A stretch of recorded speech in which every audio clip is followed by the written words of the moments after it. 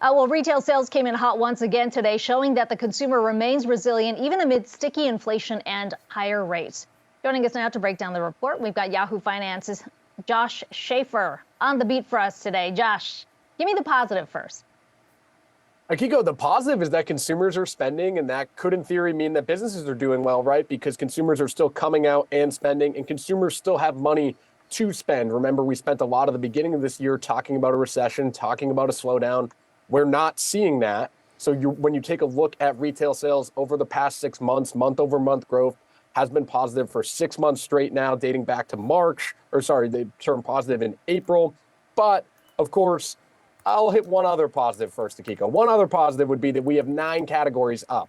But what 9 categories up tells us, 9 categories improving from last month, is that the economy might be a little bit too hot in terms of discussing what that means for the Federal Reserve in interest rates. So an interesting move we saw today on the bets on the Fed interest rates coming in December, when you take a look at the CME Fed Watch tool, which admittedly can be volatile. If you look at that, you can see bets now about a 40% chance that we see a hike in December. Just last week, that was only 25%. And so that sort of showed us what we got as far as stock market reaction to this report today. I mean, you take a look at the 3 majors, they all opened up down on hot economic data. You had yields go higher. That's been the trend recently. When we've seen strong economic data, people have been worried about what that means for the Federal Reserve and if it means that they need to hike more. We know Chair Powell has said that in the past.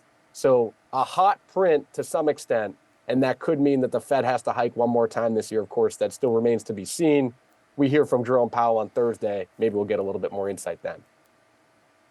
Indeed. When you have a data-dependent Fed, you hope that one report won't move the needle too much, but these are uncertain times indeed. Our very own Josh Schafer, thank you so much.